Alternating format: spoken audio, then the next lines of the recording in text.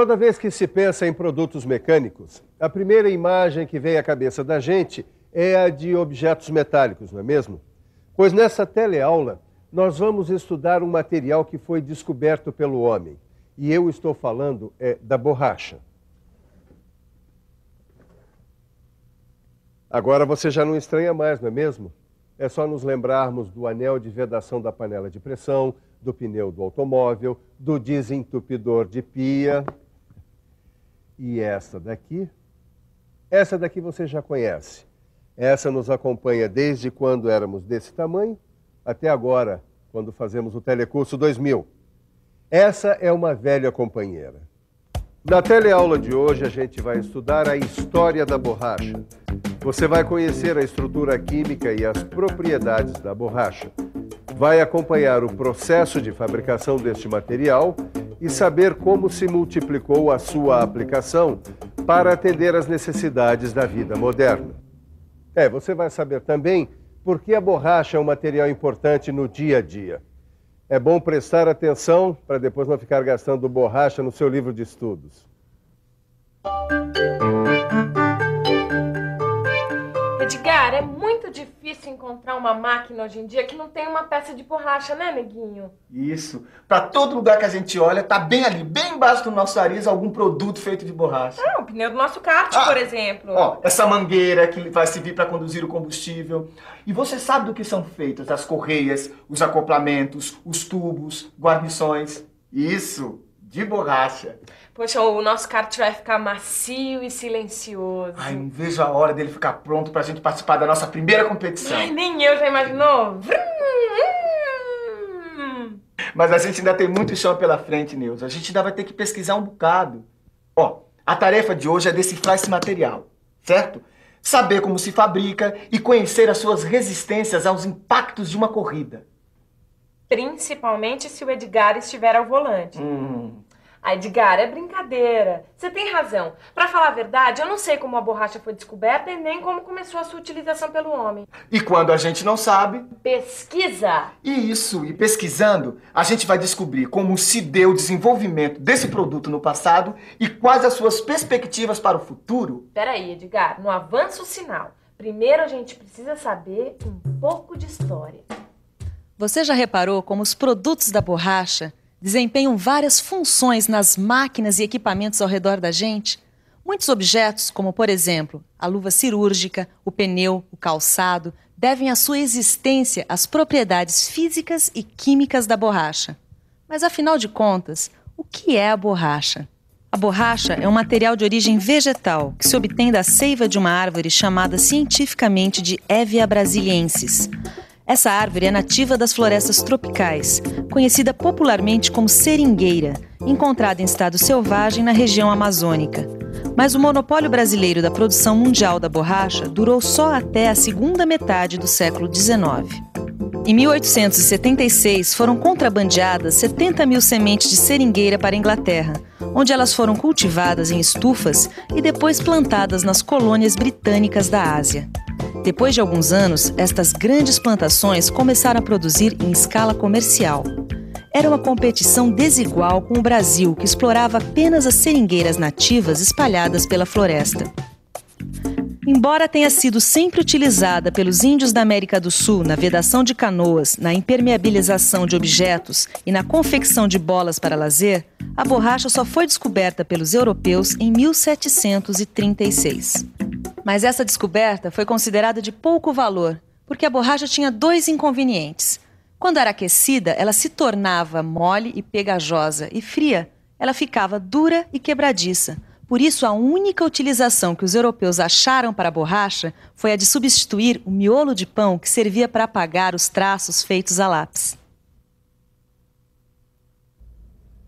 Sempre que dá, eu aproveito o intervalo do almoço para ler um pouco. Gosto de ler sobre a vida dos grandes cientistas, homens que passaram a vida pesquisando. Também pudera, né, Silva? Você está cercado pelo fruto desse trabalho. Sabe, Titão, o que me deixou admirado? É como os grandes cientistas, às vezes, receberam um empurrãozinho assim da sorte até chegarem às suas grandes descobertas. Foi o caso da borracha. Ela só adquiriu inúmeras aplicações depois que se descobriu por um golpe de sorte, uma maneira de torná-la menos rígida e quebradiça. Isso aconteceu em 1839. E o cientista foi esse aqui. Charles Goodyear vinha experimentando adicionar outros elementos à borracha. Um dia, depois de ter feito uma mistura com enxofre, sem querer deixou cair um pouco sobre a chapa quente do fogão. O composto pegou fogo e começou a soltar muita fumaça. Goodyear atirou a mistura pela janela. E não é que no dia seguinte ele teve uma surpresa? A borracha estava flexível. Pois foi assim, seu Tito, que num golpe de sorte, Charles Goodyear descobriu a vulcanização. Quer dizer que ele jogou a mistura pela janela e acertou foi na mosca. Acertou em cheio. A vulcanização abriu o caminho para o uso de aceleradores e de agentes antioxidantes para melhorar a qualidade, as propriedades da borracha natural. Bom, mas isso é uma história que fica para daqui a pouco.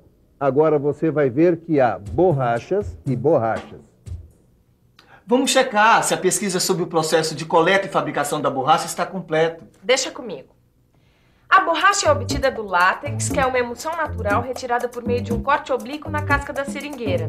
O látex é recolhido, coado e derramado em tanques. Nesses tanques é adicionado o ácido acético. É assim que se obtém uma massa esponjosa que, em seguida, é laminada entre dois cilindros que giram com velocidades iguais debaixo d'água. As folhas de borracha que saem da laminação se transformam depois no material que é chamado de borracha crepe. Este material precisa ser defumado para evitar a fermentação e o mofo. Depois, essas lâminas são prensadas em grandes blocos e enviadas às indústrias para se transformarem finalmente em produtos acabados, como é o caso dessa bola aqui.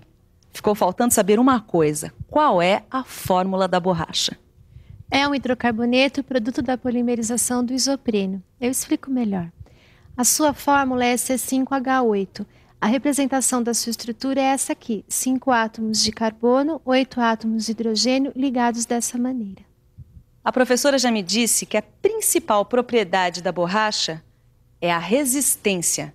Ela resiste à abrasão, à passagem da corrente elétrica, ao choque mecânico, à tração, à fadiga, à flexão, à ruptura. Resiste também aos óleos, aos elementos graxos e aos ácidos fortes. Agora, será que a borracha se altera na presença da luz e do calor?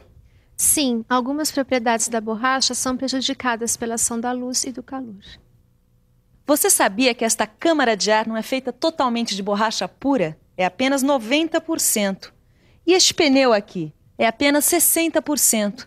E este solado de calçado é apenas 30%. A outra parte dessa mistura é feita de borracha sintética. Você deve estar se perguntando: borracha sintética? Por quê? Para quê? Neuza, por que as borrachas sintéticas foram criadas? Você tá me testando, neguinho? Eu digo, hein? Bom, primeiro para se obter um material que aprimorasse a borracha natural. E segundo, para afastar as incertezas da capacidade do mercado fornecedor. Acertei? Muito bem, Branquinha. Agora, os países que mais se desenvolveram nessas pesquisas foram os Estados Unidos e a Alemanha. Ué, por que esses dois países? Neuza, ó. A Alemanha se preparava para a guerra. E os Estados Unidos perceberam que um possível conflito ameaçaria a distribuição da borracha que estava concentrada no Sudeste Asiático.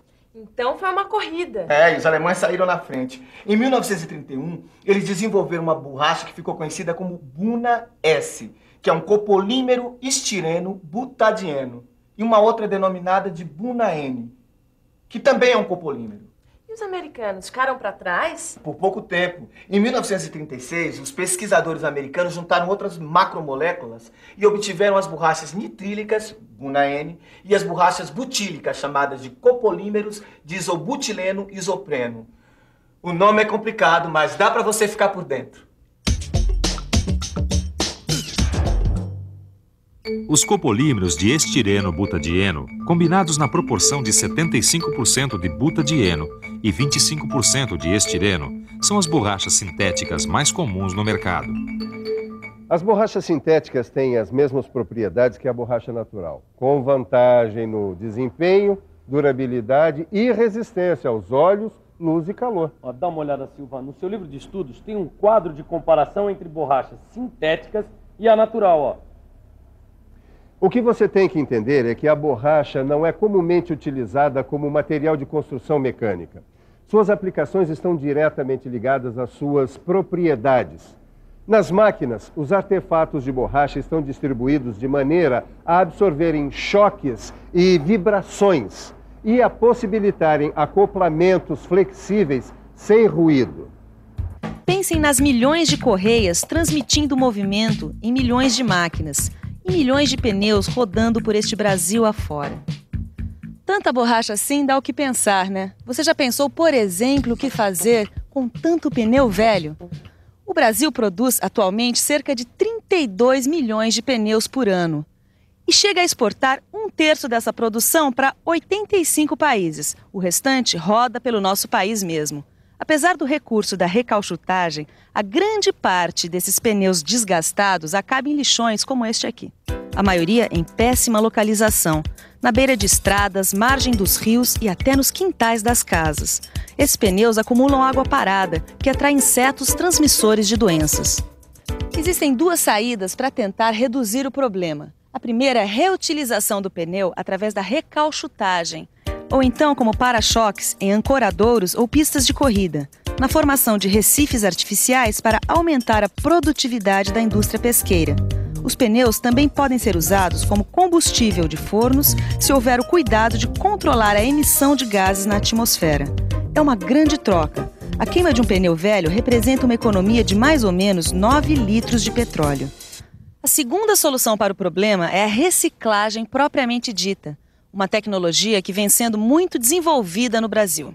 Com a trituração dos pneus, o uso de solventes para separar o tecido e os fios de aço e a colocação de óleos aromáticos, é possível se chegar a um produto reciclado com propriedades próximas às do material virgem. Este material pode ser aplicado, por exemplo, na fabricação de tapetes para automóveis, solados de sapatos, pisos industriais e borrachas de vedação. Já que o Edgar vai ser o piloto do nosso kart, você não acha que ele poderia ter o para-choque de borracha para proteger os postes? Engraçadinha. Depois da primeira volta na pista, você vai passar uma borracha nessa sua frase infeliz. Agora não é hora de ficar bravo. Agora é hora de quê? Da revisão. E atenção, se liga aí que é hora da revisão. Na teleaula de hoje, você aprendeu como a borracha é extraída e beneficiada. Acompanhou como a vulcanização possibilitou inúmeras aplicações para a borracha natural. Viu como as ameaças da Segunda Guerra fizeram os Estados Unidos e a Alemanha pesquisarem as borrachas sintéticas. Se conscientizou da necessidade de proteger o meio ambiente dos pneus usados. Conheceu as possibilidades de reciclagem da borracha. Bom, agora você já sabe a história da borracha, dos índios, da floresta, dos laboratórios, da recalchutagem, da reciclagem, dos lixões, enfim. A nossa teleaula termina aqui, mas o Telecurso 2000 vai continuar enveredando pelos caminhos do ensino profissionalizante. Agora é com você. Bons estudos e até a próxima. Tchau!